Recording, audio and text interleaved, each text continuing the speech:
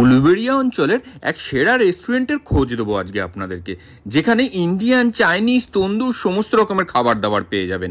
আর এখানে গেলে মনে হবে যে আপনি বিদেশে চলে এসেছেন। কোথায় রয়েছে রেস্টুরেন্টটা, কি কি পাবেন এখানে গেলে, সেগুলো তো দেখাবোই। তার আগে ভিডিওটা যারা যারা দেখছেন, কে কোথা থেকে দেখছেন জানাবেন আমাকে কমেন্ট বক্সে, যাতে পরের ভিডিওতে আমি আপনাদেরকে ধন্যবাদ জানাতে পারি। এখানে গিয়ে প্রথমেই আমরা চলে গেলাম এদের রুফটপটাতে। আর এই রুফটপটায় গেলে মনে হবে আপনি আজ তো বিদেশে চলে এসেছেন। আর সেখানেই আমাদের জন্য সার্ভ হলো লোভনীয় সমস্ত খাবার দাবার, যার মধ্যে থেকে প্রথমেই আমরা ট্রাই করলাম মুর্গ রাজৌটি কাবাব। আর এখানে গেলে কিন্তু আপনারা দারুণ দারুণ মকটেলও পেয়ে যাবেন। সেই মকটেলে গলা ভিজিয়ে নেক্সট আমরা চলে আসলাম এদের ইনহাউস রেস্টুরেন্টে, যে পার্টটা সম্পূর্ণ এসি। সেখান থেকে ট্রাই করলাম এদের এই বারবিকিউ পিজাটা। আর এই পিজাটার চিজ পুলটা দেখেছেন, ওহো, দেখেই যেন মন ভরে যাচ্ছে। পিজা প্রেমীরা এই দেখে আশা করি নিজেদেরকে আটকে রাখতে পারবেন না। এরপরে আমরা চলে গেলাম এদের বিভিন্ন সিজলার আইটেমের দিকে, যার মধ্যে থেকে এখানে ট্রাই করলাম মাটন বটি কাবাব।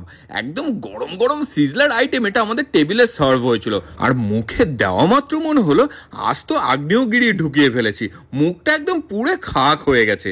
এরপরে এখান থেকে ট্রাই করলাম এই চিকেন ড্রামস্টিকটা, যেটা দারুণ সুস্বাদু লেগেছে আমার। আর এরপরে চলে গেলাম পাস্তার দিকে। এখানে কিন্তু ইন্ডিয়ান, চাইনিজ, তন্দুর সমস্ত রকমের খাবার দাবার আপনারা পেয়ে যাবেন। আর এই রেস্টুরেন্টটার নাম হলো কফি হাউস ক্লাসিক। এটা রয়েছে উলুবেড়িয়ায়। উলুবেড়িয়ার এই আউটলেটটা ছাড়াও এদের আরো অনেকগুলো ফ্র্যাঞ্চাইজি আউটলেট রয়েছে।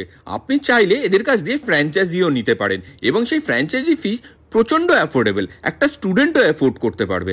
নেক্সট চলে গেলাম এদের এই কিমা বিরিয়ানিটার দিকে। এটা কিন্তু এদের সিগনেচার আইটেম।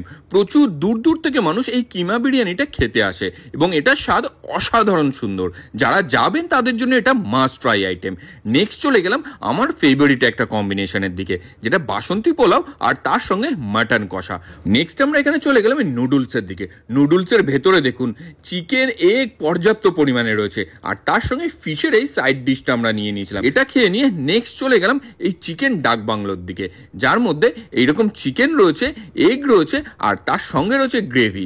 তার সঙ্গে আমরা যেটা খেয়েছিলাম মশলা কুলচা, ভেতরে দেখুন স্টাফিং একেবারে ভর্তি রয়েছে। স্টার্টার মেন কোর্স খেয়ে নিয়ে নেক্সট চলে গেলাম ডেজার্টের দিকে, যার মধ্যে থেকে প্রথমে ট্রাই করলাম এই টুটি ফুটি আইসক্রিমটা। এটা খেতে জাস্ট এক ঘর ছিল।